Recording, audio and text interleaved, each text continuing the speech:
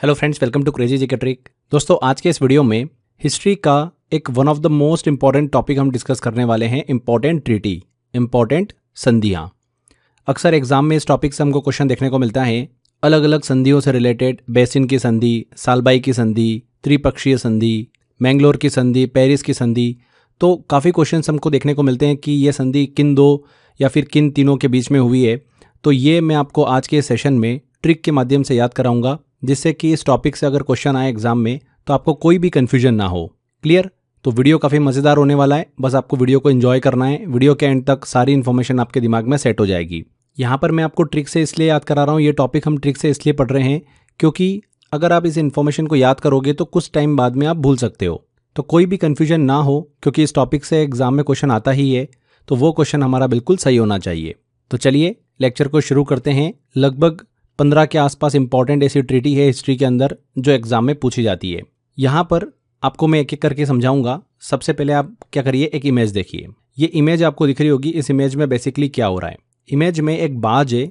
ये बाज क्या कर रहा है फ्रेंड्स, मुंह के अंदर जेली रख रहा है और इकट्ठा कर रहा है, युद्ध की तैयारी कर रहा है। और ये जो जेली है इसको स्टोर कर रहा है वो बेसिन के अंदर। वॉशरूम के अंदर हम बेसिन देखते हैं, उस बेसिन के अंदर ही क्या कर रहा है, जेली को स्टोर कर रहा है बाज। तो ये इमेज, ये फ्रेम आपके दिमाग में सेट हो जाती है, जो हमको बहुत सारी इन्फॉर्मेशन याद करवा देती है। हमने इमेज में बेसिन देखा, बाज जो है वो क्या कर रहा है, जेली को बेसिन के अंदर स्टोर कर रहा है, डाल रहा है। तो बेसिन से याद आएगा बेसिन की संधि। अब बेसिन की संधि किनके बीच में हुई थी, यहाँ पर ये ट्रिक छुपी हुई है। हमको बाज समझ में आ रहा है, बाज से बनेगा फ्रेंड्स बाजीराव द्वितीय, और यहाँ पर जेली को वो डाल रहा है तो जेली से बनेगा वेलेजली। तो लॉर्ड वेलेजली और बाजीराव द्वितीय के बीच में बेसिन की संधि हुई थी। इसके बारे में छोटी सी इन्फॉर्मेशन कवर करते हैं। ये संधि जो हुई थी मराठा शक्ति का पतन का कारण बनी थी। बाजीराव द्वितीय ने ब्रिटिश संरक्षण स्वीकार कर लिया था इस संधि के बाद में, जिससे मराठा संघ कमजोर हो गया था और ब्रिटिशों को मराठा क्षेत्र में हस्तक्षेप करने का अवसर भी मिल गया। तो ये हमने बेसिन की संधि डिस्कस करी, वसई ट्रीटी भी बोलते हैं इसको। नेक्स्ट ट्रीटी की तरफ चलते हैं, अगली ट्रिक देखते हैं। जैसा कि आप यहाँ पर एक इमेज देख पा रहे होंगे, इस इमेज में हमको देखने को मिल रहा है कि अंग्रेज जो है वो एक मंदिर में बैठे हुए हैं और भजन गा रहे हैं। मजे की बात यह है कि अंग्रेज जो भजन गा रहे हैं वो साड़ी पहनकर यहाँ पर भजन गा रहे हैं। और साड़ी कौन सी पहन रखी है, सूरत की प्रसिद्ध साड़ी। तो ये इमेज, ये छवि आपके दिमाग में आ रही होगी कि मंदिर में भजन गाया जा रहा है, रघुपति राघव, राजा राम, इस तरीके से अंग्रेज भजन गा रहे हैं और उन्होंने सूरत की साड़ी पहन रखी है। बस ये छवि आपके दिमाग में अच्छे से सेट हो चुकी है। कभी भी आपको अंग्रेज दिखेंगे, मंदिर दिखेगा, भजन दिखेगा, तो वो रघुपति राघव ये आपके दिमाग में चलेगा। सूरत की साड़ी उन्होंने पहन रखी है, पूरी पिक्चर आपके दिमाग में अच्छे से सेट हो चुकी है। यहाँ पर फ्रेंड्स सूरत की साड़ी की बात हो रही है, मतलब सूरत की संधि की हम बात कर रहे हैं। सूरत की संधि किनके बीच में हुई थी, तो यहाँ पर अंग्रेजों ने साड़ी पहन रखी थी, मतलब अंग्रेज तो होंगे ही सही। तो अंग्रेजों और किसके बीच में हुई थी, कौन सा भजन गा रहे थे वो, रघुपति राघव। तो रघुनाथ राव और अंग्रेजों के बीच में हुई थी सूरत की संधि। वेरी वेरी इंपॉर्टेंट है। अंग्रेजों ने रघुनाथ राव जो पेशवा बनने की कोशिश कर रहे थे, उनको समर्थन देने का वादा किया था इस संधि के तहत, पर आगे चलकर अंग्रेजों ने अपनी सहायता जो है वो रोक दी थी। तो सूरत की संधि आपको याद हो चुकी है किनके बीच में हुई थी, रघुनाथ राव और अंग्रेजों के बीच में हुई थी। चलिए आगे बढ़ते हैं फ्रेंड्स, अगली ट्रिक की तरफ चलते हैं, अगली ट्रीटी डिस्कस करते हैं हम। यहाँ पर एक आप ट्री इमेजिन कर पा रहे होंगे। इस ट्री के ऊपर फ्रेंड्स बहुत सारे पक्षी बैठे हुए हैं ग्रुप बनाकर। तो 3 ग्रुप बने हुए हैं, जैसा कि आप देख सकते हैं। पेड़ के ऊपर, ट्री के ऊपर 3 ग्रुप बने हुए हैं, किसके, पक्षियों के। पहले पक्षी का ग्रुप जो है वो क्या कर रहा है, शाही पनीर को खा रहा है। क्या कर रहा है, शाही पनीर को खा रहा है। दूसरे पक्षियों का जो ग्रुप है वो क्या कर रहा है फ्रेंड्स, रणजी ट्रॉफी का मैच है उसकी प्रैक्टिस कर रहा है कि भैया हम भी पार्टिसिपेट करेंगे रणजी ट्रॉफी में।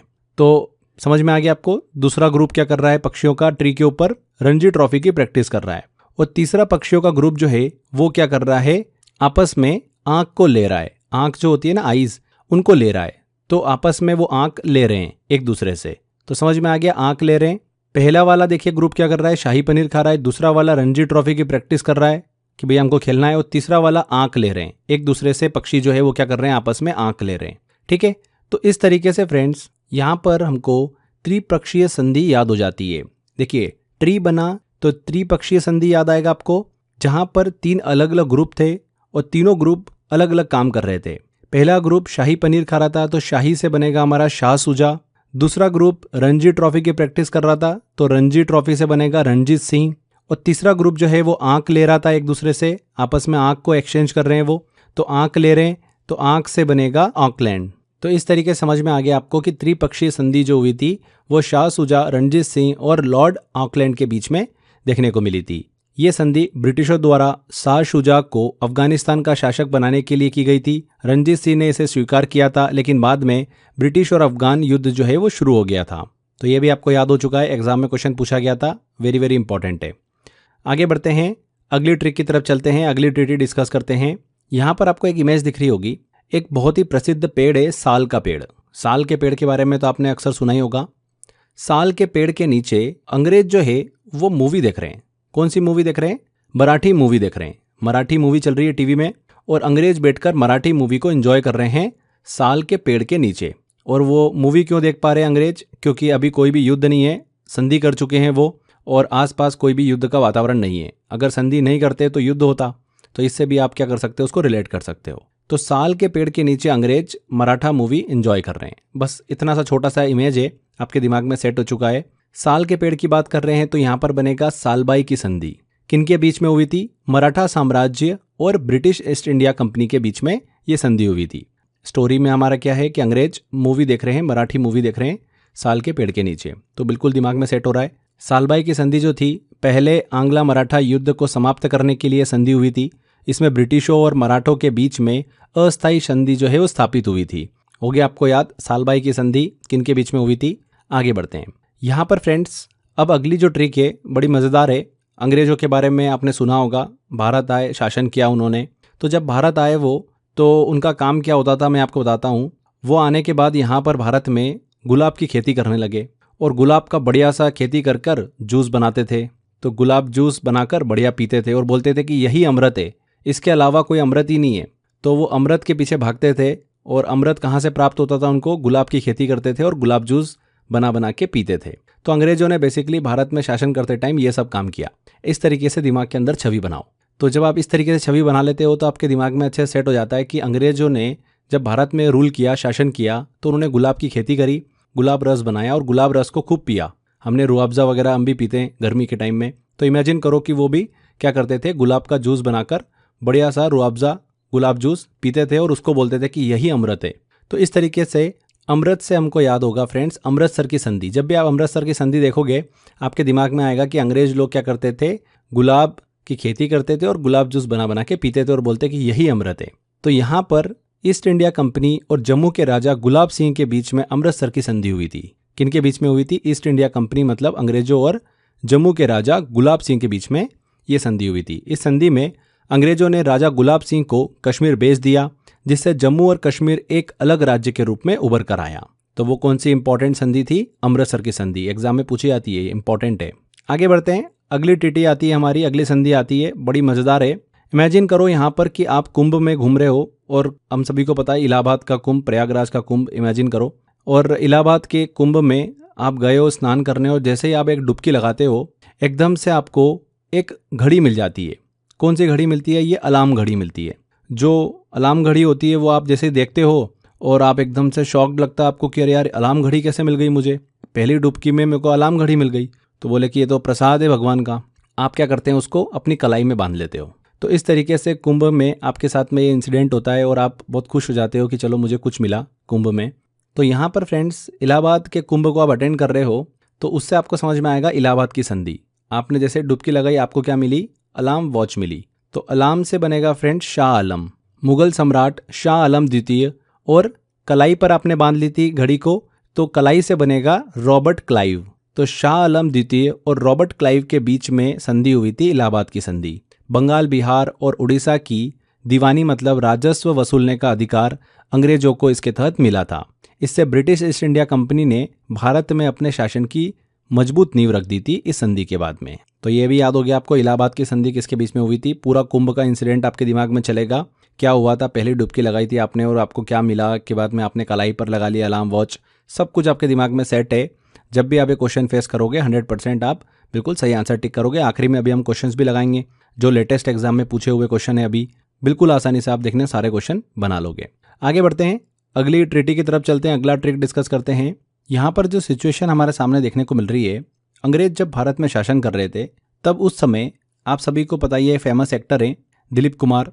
तो दिलीप कुमार की मूवी की शूटिंग चल रही थी और उस दौरान अंग्रेज भी मूवी की शूटिंग देखने गए। मूवी की शूटिंग इस तरीके से चल रही थी कि दिलीप कुमार एक किरदार निभा रहे थे लुहार का। लुहार आप सभी को पता ही है। तो लुहार का किरदार जो है वो निभा रहे थे, अंग्रेज उनको देख रहे थे। मूवी की शूटिंग काफ़ी इंजॉय करी उन्होंने और इस तरीके से ये पूरी एक पिक्चर आपके दिमाग में सेट हो जाती है। तो लुहार की यहाँ पर हमने एक्टिंग देखी, अंग्रेजों ने भी काफ़ी इंजॉय किया और यहाँ पर लुहार से बन जाएगा लाहौर की संधि। लुहार लाहौर बिल्कुल सिमिलर साउंड आ रहा है, सिमिलर दिख भी रहे हैं शब्द हमको। तो इस तरीके से लाहौर की संधि की यहाँ पर बात हो रही है। अंग्रेजों और दिलीप सिंह के बीच में ये संधि हुई थी। ईस्ट इंडिया कंपनी और महाराजा दिलीप सिंह के बीच में लाहौर की संधि हुई थी। प्रथम आंग्ला सिख युद्ध के बाद में ये संधि हुई थी। फर्स्ट एंग्लो सिख वॉर के बाद में सिख साम्राज्य ने ब्रिटिशों को पंजाब का बड़ा हिस्सा सौंप दिया था, जिससे अंग्रेजों ने इस क्षेत्र पर नियंत्रण पा लिया था। तो ये भी याद हो गया होगा आपको। चलिए आगे बढ़ते हैं, अगली ट्रीटी की तरफ चलते हैं। बड़ी ही मजेदार है। देखिए यहाँ पर अंग्रेजों और नेपाल की सेना के बीच में युद्ध चल रहा था। इमेजिन करो कि इधर नेपाल की सेना खड़ी हुई है, इधर अंग्रेजी सेना खड़ी हुई है पूरी, और लगातार गोली चल रही है दोनों तरफ से। इतनी गोली चली कि सभी की गोली खत्म हो गई। क्या हो गया? गोली पूरी तरीके से खत्म हो गई। अब गोली ही खत्म हो गई तो एक ही ऑप्शन बचा उनके पास में कि संधि कर लेते हैं। तो दोनों ने क्या करा? संधि कर ली। और गोली खत्म होने की वजह से जो संधि बनी वो कहलाई सुगोली की संधि। कौन सी संधि कहलाई? सुगोली की संधि। तो ये पूरी स्टोरी आपके दिमाग में सेट हो चुकी है। नेपाल की सेना और अंग्रेजों की सेना के बीच में भयंकर युद्ध हुआ। दोनों की तरफ से गोलीबारी चलती रही। इतनी गोली चली कि गोलियां खत्म हो गई। उसके बाद में युद्ध रुक गया और आपस में उन दोनों को संधि करना पड़ी। सुगोली की संधि कहलाई सुगोली की संधि। ऐसा हुआ नहीं है, ये हमारी ट्रिक है, आप इसको मान के मत बैठ जाना। तो याद हो गया आपको, सुगोली की संधि नेपाल और ईस्ट इंडिया कंपनी के बीच में हुई थी। इस संधि के बारे में थोड़ा सा बता देता हूं मैं आपको। इस संधि में नेपाल को भारी नुकसान उठाना पड़ा था। नेपाल को अपने कई क्षेत्र ब्रिटिशों को सौंपने पड़े थे, जिसमें सिक्किम, कुमायूं, गढ़वाल और तराई क्षेत्र जो है वो शामिल थे। नेपाल की विदेश नीति पर अंग्रेजों का नियंत्रण हो गया था इस संधि के बाद में। सुगोली की संधि, ठीक है, इंपॉर्टेंट है। आगे बढ़ते हैं। देखिए यहाँ पर जो अगली हमारी ट्रीटी आ रही है बड़ी मज़ेदार है और बहुत ही इंटरेस्टिंग है। आपने एक फेमस क्रिकेटर है निकोलस पूरन, पूरन का नाम तो सुना होगा। तो पूरन जी जो है ये क्या कर रहे हैं? मूवी की शूटिंग देखने आए इंडिया में। बोले अब तो मेरे को मूवी की शूटिंग देखना पड़ेगी। और फेमस एक्टर कौन है इंडिया के अंदर? अमिताभ बच्चन। तो उनकी मूवी की शूटिंग देखने आए ये। तो वो मूवी की शूटिंग कहाँ पर होती है? महाराष्ट्र में होती है। तो बोले चलो महाराष्ट्र चलते हैं। वहाँ पर अमिताभ बच्चन, जिनका मूवी में नाम क्या होता है? अक्सर जय होता है। तो जय जो है मतलब अमिताभ बच्चन, वो किनका किरदार प्ले कर रहे हैं? शिवाजी महाराज का किरदार प्ले कर रहे हैं। और ये मूवी की शूटिंग चल रही है। इसको पूरी तरीके से एंजॉय कौन कर रहे हैं? पूरन कर रहे हैं। जो वेस्ट इंडीज़ के प्लेयर हैं निकोलस पूरन, वो पूरन जो है इस पूरी एक्टिंग को एंजॉय कर रहे हैं। और उनको अच्छा लग रहा है कि वो अमिताभ बच्चन, जिनका मूवी में नाम जय होता है, और वो किसका किरदार प्ले कर रहे हैं? शिवाजी महाराज का किरदार प्ले कर रहे हैं और एक्टिंग देख रहे हैं, एंजॉय कर रहे हैं। यहाँ पर फ्रेंड्स पूरन से हमारा बन जाएगा पुरंदर की संधि। पुरंदर की संधि किनके बीच में हुई थी? जय और छत्रपति शिवाजी महाराज, जय सिंह प्रथम और छत्रपति शिवाजी महाराज के बीच में ये संधि हुई थी। शिवाजी महाराज को 23 किले मुगलों को सौंपना पड़े थे इस संधि के बाद में, लेकिन 6 किले अपने पास रखने की अनुमति मिली थी। शिवाजी ने यह संधि रणनीतिक रूप से स्वीकार की ताकि भविष्य में मुगलों से निपटने की तैयारी कर सके। तो ये पुरंदर की संधि जय सिंह प्रथम और छत्रपति शिवाजी महाराज के बीच में हुई थी। आगे बढ़ते हैं, अगली ट्रिक की तरफ चलते हैं हम। बहुत ही मजेदार ट्रिक है। एक ही बार में मैं आपको यहाँ पर 3 संधि याद कराऊंगा। यहाँ पर तीनों संधि जो हम डिस्कस करेंगे वो है हमारे एंग्लो मैसूर युद्ध के बाद। फर्स्ट एंग्लो मैसूर युद्ध, सेकेंड एंग्लो मैसूर युद्ध और थर्ड एंग्लो मैसूर युद्ध। इन तीनों एंग्लो मैसूर युद्ध के बाद में हर बार हमको यहाँ पर संधि देखने को मिलती है। पर उन संधि का नाम क्या है ये एग्जाम में पूछ लेते हैं। तो चलिए मैं आपको ट्रिक से बताता हूँ। बहुत ही शानदार सी ट्रिक बनाई है। इमेजिन करो कि पहला एंग्लो मैसूर युद्ध चल रहा है, भयंकर तरीके से युद्ध चल रहा है। दोनों पक्ष बार बार आपस में लड़ रहे थे, बहुत ही ज़्यादा खून खराबा हो रहा था। इतना खून खराबा हो रहा था कि परेशान हो गए सब लोग। तभी एक चतुर सेनापति आया। चतुर सेनापति ने सोचा कि युद्ध को रोकना तो पड़ेगा, युद्ध रोकने के लिए कुछ अलग करना होगा, अब ऐसे काम नहीं चलेगा। सेनापति ने सबको बुलाया और एक विशाल भोजन का आयोजन करा। बोले कि युद्ध से कुछ नहीं मिलेगा, पहले एक गिलास मदिरा का सेवन करो। सबको क्या करा उसने? मदिरा पिला दी और बोले शांति से सोचो, जैसे ही सबने मदिरा पी वो नशे में आ गए और बोले कि युद्ध क्यों करें, दोस्ती कर लेते हैं। तो इस तरीके से पहला युद्ध खत्म हो जाता है मदिरा की वजह से। तो मदिरा से देखिए एक शब्द हमारा बिल्कुल सिमिलर मैच कर रहा है, मद्रास, मदिरा मद्रास। तो फर्स्ट एंग्लो मैसूर युद्ध के बाद जो संधि हुई वो कौन सी थी? मद्रास की संधि। क्लियर? अब आप सभी को पता ही है कि मदिरा का जो नशा होता है वो कुछ समय के लिए होता है, उसके बाद जैसे नशा उतरा फिर से युद्ध हो गया। ये जो दूसरा युद्ध रहा ये सेकेंड एंग्लो मैसूर युद्ध रहा। कुछ साल बाद में फिर से युद्ध हमको देखने को मिलता है, सेकेंड एंग्लो मैसूर युद्ध। अब सेनापति ने इस बार फिर से एक नई योजना बनाई कि इस युद्ध को भी रोकना पड़ेगा। इस बार उसने क्या करा, ढेर सारे पके हुए आम लेकर आया और बोला देखो भाई, युद्ध में कोई भी स्वाद नहीं है लेकिन आम में बहुत स्वाद है। तो सबको उसने क्या करा, मैंगो दे दिया। सभी लोगों को जो युद्ध में इधर उधर लड़ रहे थे सबको मैंगो पकड़ा दिया और बोले कि मैंगो खाओ, युद्ध भूल जाओ। तो मैंगो खिला दिया सबको उसने और इस तरीके सब बिजी हो गए और युद्ध भूल गए। तो यहाँ पर मैंगो की वजह से युद्ध रुक गया। तो इस तरीके का जो संधि कहलाई वो कौन सी कहलाई? मैंगो से बना मैंगलोर। मैंगलोर की संधि हो गई हमारी सेकंड संधि। ठीक है, पहले वाले में मदिरा, दूसरे वाले में मैंगो। मदिरा से बना मद्रास, मैंगो से बना मैंगलोर। अब ठीक है भैया, थोड़ी देर बाद में आम का स्वाद भी खत्म हो गया, फिर से युद्ध छिड़ गया। फिर कुछ साल बाद तीसरा एंग्लो मैसूर युद्ध देखने को मिला। अब सेनापति ने सोचा कि यार बार बार ये युद्ध छिड़ जाता है, परमानेंट सॉल्यूशन निकालना पड़ेगा, आपस में भाईचारा हमको बनाना ही पड़ेगा आप सबका। तो बोले कि ठीक है, अब ऐसा तरीका तैयार करता हूं जिससे कि ये युद्ध का मैटर ही खत्म कर दूं। तो उसने क्या करा, आपस में सब लोगों को होली खिला दी। क्या करा, होली खिला दी, रंग दे दिया, बोले रंग लगाओ। तो सभी सैनिक जो है वो एक दूसरे पर रंग डालने लगे और बोले कि अब युद्ध नहीं होगा, बस भाईचारा होगा, चलो रंगों की तरह मिलजुल कर रहते हैं हम। तो रंग लगाने लगे आपस में और रंग उड़ता हुआ दिख रहा है आपको। तो बस इमेजिन करो कि वो रंग बिखर गया और उस रंग की वजह से सभी होली एंजॉय कर रहे हैं और युद्ध पूरी तरीके से बंद हो गया। तो रंग की वजह से तीसरा युद्ध रुक गया और उसके बाद जो संधि हुई वो कौन सी कहलाई? श्री रंगपट्टनम की संधि। तो तीसरे एंग्लो मैसूर युद्ध के बाद में जो संधि हुई वो कौन सी थी? श्री रंगपट्टनम की संधि। तो तीनों संधि आपको याद हो चुकी है कि फर्स्ट एंग्लो मैसूर युद्ध के बाद में कौन सी संधि हुई, दूसरे एंग्लो मैसूर युद्ध के बाद में कौन सी संधि हुई और तीसरे एंग्लो मैसूर युद्ध के बाद में कौन सी संधि हुई। क्लियर? यहाँ पर बार बार कन्फ्यूजन होता है, ये कन्फ्यूजन हमेशा के लिए आपका अब खत्म हो चुका है। फर्स्ट मदिरा हमारा कोडवर्ड, सेकेंड हमारी देखिए ट्रिक का कोडवर्ड क्या है? आम मतलब मैंगो। तीसरा कोडवर्ड क्या है? रंग। मदिरा से बना मद्रास, मैंगो से बना मैंगलोर और रंग से बना रंगपट्टनम, श्री रंगपट्टनम की संधि। ठीक है, आगे बढ़ते हैं, अगली ट्रिक की तरफ चलते हैं। हम अगली ट्रिटी डिस्कस करते हैं, बहुत ही शानदार सी है, एग्जाम में पूछी जाती है, पेरिस की संधि। पेरिस की संधि कैसे याद रखेंगे? बहुत ही सिंपल सी ट्रिक है। पेरिस हम जब भी नाम सुनते हैं तो हमको एफिल टावर नजर आता है। इमेजिन करो कि एफिल टावर के नीचे एक सेना खड़ी हुई है और ये सेना जो है वो कौन सी खड़ी हुई है? अंग्रेजी सेना। अंग्रेजों की सेना खड़ी हुई है और सभी ने क्या कर रखा है? बहुत अलग तरीके से ड्रेसअप कर रखा है, सबने फ्रॉक पहन रखी है। क्या कर रखी है? सबने फ्रॉक पहन रखी है। तो अंग्रेजों की सेना एफिल टावर के नीचे खड़ी हुई है और उन्होंने फ्रॉक पहन रखी है। इस तरीके से आप इमेजिन करो, एक पूरी सी पिक्चर दिमाग में छवि बना लो, हमेशा के लिए आपको ये संधि दिमाग में सेट हो जाएगी। पेरिस की संधि, एफिल टावर के नीचे अंग्रेजों की सेना खड़ी हुई है। ठीक है, अंग्रेजों की सेना क्या पहन के खड़ी हुई है? फ्रॉक पहनकर। तो फ्रॉक से बनेगा ऑब्वियसली बात है फ्रांस। तो फ्रांसीसी और अंग्रेजों के बीच में संधि हुई थी पेरिस की संधि। पेरिस कहाँ पर है? फ्रांस में है, तो ऑब्वियसली बात है फ्रांसीसी। तो वो क्लियर हो रहा है हमको। और एफिल टावर के नीचे अंग्रेजों की सेना खड़ी हुई थी फ्रॉक पहनकर, तो वो भी पिक्चर आपके दिमाग में छवि सेट हो रही है। इस तरीके से हमको समझ में आ जाएगा कि पेरिस की संधि फ्रांसीसी और अंग्रेजों के बीच में हुई थी। इस संधि के बाद में ब्रिटेन ने, मतलब अंग्रेजों ने, फ्रांस को कुछ क्षेत्रों पर पुनः नियंत्रण दिया था। यह संधि अमेरिकी स्वतंत्रता संग्राम के अंत में हुई थी बिल्कुल, जिसमें फ्रांस ने अमेरिका का समर्थन किया था। आगे बढ़ते हैं फ्रेंड्स, अब बात करते हैं हम पौंडीचेरी की संधि। पौंडीचेरी आप सभी को पता ही है कि वहाँ पर फ्रांसीसियों का शासन रहा है। फ्रांसीसियों का शासन कहाँ पे रहा है भारत में? पौंडीचेरी में रहा है, ये सभी को पता ही है।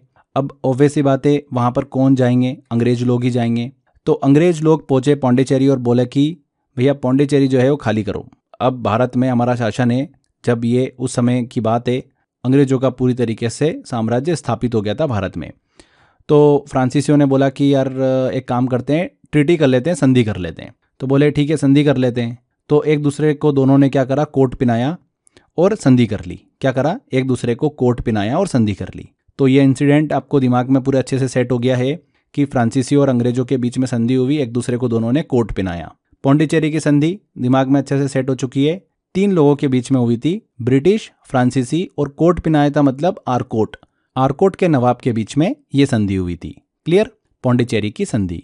तो बहुत अच्छी सी स्टोरी बनाकर हमने इसको याद कर लिया कि ये तो पता है हमको कि ब्रिटिश और फ्रांसीसियों के बीच में संधि हो सकती है, बट वहाँ पर ट्विस्ट ये छुपा हुआ है कि आरकोट के नवाब के बीच में भी साथ में ये संधि हुई थी। क्लियर? तो इस तरीके से आप इसको कभी भी नहीं भूलोगे। आगे बढ़ते हैं। आगे देखिए फ्रेंड्स, अली बाबा का तो नाम आपने अक्सर सुना होगा, अली बाबा के 40 चोर। तो अली बाबा के 40 चोर जो थे ना, वो अब भाग चुके थे। अली बाबा बहुत परेशान थे। अली बाबा ने बोला कि मेरे को एक नगर बसाना है, उसका नाम मैं रखूंगा अली नगर। बट यहाँ पर आके कौन रहेगा? इन चोरों के चक्कर में, इनके डर से यहाँ पर आके कोई भी नहीं रहेगा, तो कुछ लोग तो बसाने पड़ेंगे, तो कौन मेरी हेल्प करेगा अब? तो अली बाबा की हेल्प करने पता है कौन आते हैं? मोहम्मद सिराज। मोहम्मद सिराज आप सभी जानते हैं, फेमस क्रिकेटर। वो आते हैं, बोलते हैं कि आपको नगर बसाने में लोगों की क्या ज़रूरत है, आप तो रोबोट रख लो, आजकल तो रोबोट से सब कुछ हो जाता है। तो बोले कि ठीक है, एक काम करते हैं, रोबोट रख लेते हैं। तो वो उस अली नगर में क्या करते हैं, रोबोट को बसा लेते हैं। तो यहाँ पर फ्रेंड्स अली नगर से बना हमारा अली नगर की संधि। और यहाँ पर अली नगर में, अली वर्ड से आपको अली बाबा के 40 चोर, अली बाबा की स्टोरी याद आएगी। अली बाबा जो है परेशान थे, मोहम्मद सिराज ने उनकी हेल्प करी और आइडिया दिया कि रोबोट को आप अपने नगर में बसा लो। तो मोहम्मद सिराज से बनेगा मोहम्मद सिराजुद्दौला और रॉबर्ट से बनेगा रॉबर्ट क्लाइव। तो बंगाल के नवाब मिर्ज़ा मोहम्मद सिराजुद्दौला और रॉबर्ट क्लाइव के बीच में संधि जो हुई थी वो थी अली नगर की संधि। आई थिंक आपको याद भी हो गया होगा, कभी भी एग्जाम में क्वेश्चन आएगा ये स्टोरी आपके दिमाग में चलेगी एंड हमको करेक्ट आंसर मिल जाएगा। आगे देखिए फ्रेंड्स, अब हम वर्साई की संधि की बात करते हैं। वर्साई मतलब साया, और एक ऐसी कंट्री है जिसके ऊपर साया आया था, वो था फर्स्ट वर्ल्ड वॉर के बाद में, वो थी जर्मनी। पहला विश्व युद्ध खत्म हुआ, जर्मनी की हार हुई थी और जर्मनी के ऊपर बहुत बड़ा साया आया उसके बाद में। तो इस तरीके से हम इसको दिमाग में छवि बना सकते हैं। वैसे भी बहुत ही फेमस है ये, मैं अभी आपको इन्फॉर्मेशन बताऊंगा तो आपको वैसे भी ये याद हो जाएगी। वर्साई की संधि जो हुई थी वो 1919 में हुई थी। फ्रांस के वर्साई महल में ये संधि साइन हुई थी। इस संधि के अनुसार जर्मनी को पूरी तरीके से दोषी ठहराया गया था। जर्मनी पर भारी दंड और प्रतिबंध भी लगाए गए, जिससे उसका आर्थिक और सैन्य संतुलन पूरी तरीके से बिगड़ गया। जर्मनी को 6.6 बिलियन पाउंड का हर्जाना भी देना पड़ा। जर्मनी की सेना को 1 लाख सैनिकों तक सीमित कर दिया था इस संधि के बाद में। टैंक्स, एयरफोर्स और सबमरीन पर पूरी तरीके से प्रतिबंध लगा दिया गया था। तो वर्साई की संधि प्रथम विश्व युद्ध के बाद हमको देखने को मिलती है। इस संधि ने युद्ध में पराजित जर्मनी पर भारी प्रतिबंध लगाए। तो वैसे भी बहुत ही फेमस ट्रीटी है वर्साई की संधि। आई थिंक आपको याद रहेगा, ये 1919 में हुई थी। ठीक है, यहाँ पर फ्रेंड्स हमारी ये ट्रीटी वाला टॉपिक कंप्लीट होता है। जितनी भी महत्वपूर्ण ट्रीटी संधियाँ थी मैंने आपको ट्रिक के माध्यम से याद कराया है। चलिए इस टॉपिक से किस तरीके के क्वेश्चंस एग्जाम में पूछे जाते हैं, कुछ क्वेश्चंस लेते हैं और सॉल्व करते हैं, जिससे कि आपको समझ में आएगा कैसे क्वेश्चन इस टॉपिक से एग्जाम में देखने को मिल रहे हैं। पहला क्वेश्चन है, किस पेशवा ने ईस्ट इंडिया कंपनी के साथ बेसिन की संधि, वसई की संधि पर हस्ताक्षर किए थे? तो बेसिन में बाज जो है वो क्या कर रहा है, जेली को इकट्ठा कर रहा है। इस तरीके से पिक्चर हमारे दिमाग में सेट है। तो जेली से बनेगा लॉर्ड वेलेजली और बाज से बनेगा बाजीराव द्वितीय। तो वही पूछा जा रहा है।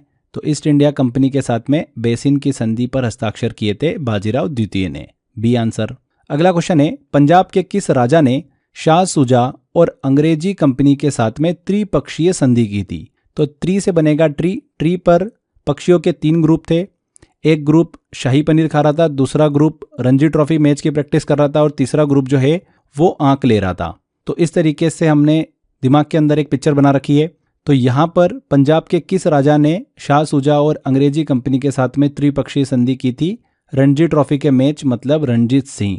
तो बिल्कुल दिमाग में हमारे सेट है, ए आंसर यहाँ पर करेक्ट होगा। आगे बढ़ते हैं। 1850 में निम्नलिखित में से किस संधि के तहत कश्मीर को जम्मू के डोगरा राजवंश को बेच दिया गया था? तो ऑप्शन देखते हैं। इलाहाबाद की संधि है क्या, सुगोली की संधि है क्या, अमृतसर की संधि या फिर पुरंदर की संधि? इलाहाबाद की संधि तो हो नहीं सकती। इलाहाबाद की संधि में तो अलार्म वॉच मिली थी, कलाई पे बांधी थी, तो रॉबर्ट क्लाइव, शाह आलम, ये तो हो ही नहीं सकता। सुगोली की संधि, गोली खत्म हो गई थी नेपाल और अंग्रेजों के बीच में युद्ध में, तो ये तो नेपाल और अंग्रेजों के बीच में हुई थी सुगोली की संधि। अमृतसर की संधि, अमृत देखिए ब्रिटिश ईस्ट इंडिया कंपनी वाले जब भारत में शासन कर रहे थे तब गुलाब की खेती करते थे और गुलाब जूस बना बनाकर पीते थे और बोलते थे कि यही अमृत है। तो अमृतसर की संधि हुई थी जम्मू के राजा गुलाब सिंह और ईस्ट इंडिया कंपनी के बीच में, और इसी संधि के तहत कश्मीर को जम्मू के डोगरा राजवंश को बेच दिया गया था। यहाँ पर अमृतसर की संधि बिल्कुल करेक्ट आंसर होगा। नेक्स्ट क्वेश्चन लेते हैं। ब्रिटेन और फ्रांस के बीच वर्ष 1783 में हस्ताक्षरित किस संधि के तहत युद्ध के बाद भारत में फ्रांसीसी स्वामित्व को बहाल कर दिया गया था? तो फ्रेंड्स, ब्रिटेन और फ्रांस के बीच कौन सी संधि हुई है? ब्रिटेन और फ्रांस की बात कर रहे हैं और ब्रिटेन अंग्रेजों की बात कर रहे हैं। सोचो, पेरिस की संधि हुई है क्या? पेरिस की संधि, पेरिस में एफिल टावर के नीचे अंग्रेजी सेना खड़ी हुई है और ब्रिटिश सेना खड़ी हुई है जिन्होंने फ्रॉक पहन रखी है, फ्रॉक से बनेगा फ्रांस। बिल्कुल, ये हमारे दिमाग में पूरा सेट है और हमारा मैच भी कर रहा है। तो पेरिस की संधि हुई थी वो, बी आंसर यहाँ पर करेक्ट होगा। पुरंदर की संधि नहीं हो सकती। पुरंदर में यहाँ पर देखिए निकोलस पूरन एक शब्द हमको दिख रहा है, और पूरन जो है वो यहाँ पर इंडिया में एक्टिंग देखने आए थे। अमिताभ बच्चन, जिनका नाम मूवी में जय होता है, उनकी वो एक्टिंग देख रहे थे और वो शिवाजी महाराज का रोल प्ले कर रहे थे। तो वो वाली देखिए संधि तो हो नहीं सकती यहाँ पर। ब्रिटेन और फ्रांस की तो कहीं बात ही नहीं हो रही है। तो इस तरीके से पेरिस वाला बिल्कुल करेक्ट आंसर है हमारा। आगे बढ़ते हैं, लास्ट क्वेश्चन लेते हैं। इनमें से किस संधि पर हस्ताक्षर करके द्वितीय आंग्ला मैसूर युद्ध समाप्त हुआ था? सेकेंड एंग्लो मैसूर युद्ध समाप्त हुआ था। देखिए, पहला जो एंग्लो मैसूर युद्ध हुआ था उसमें क्या ऑफर किया गया था, कैसे रोका गया था? मदिरा। हमारी देखिए शॉर्टकट ट्रिक थी उसकी, मदिरा देकर सबको बिजी कर दिया, नशे में कर दिया, सब युद्ध भूल गए। इस तरीके से ट्रिक से याद किया था हमने। सेकंड में मैंगो दिया था, मैंगो का जूस सब लोग पी रहे थे, इमेजिन करो, और मैंगो खा रहे थे, तो उससे युद्ध जो है वो युद्ध विराम मिला हमको। एंड तीसरा वाला जो था उसके अंदर सबको होली खिलाई गई, रंग लगाया गया। तो इस तरीके से हमको तीनों कोड वर्ड याद है।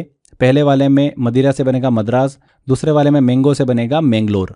तो यहाँ पर सेकंड की बात हो रही है, तो यहाँ पर मैंगलोर की संधि करेक्ट आंसर होगा, treaty of Mangalore. D answer सही होगा। तो कितनी आसानी से देखिए हमने सारे क्वेश्चन सॉल्व कर लिए हैं। ये ऐसे क्वेश्चन हैं जो हम कितना भी याद कर लें, लास्ट टाइम पे हम भूल ही जाते हैं इन क्वेश्चंस को। इसीलिए मैंने आपको ये ट्रिक से याद कराया है।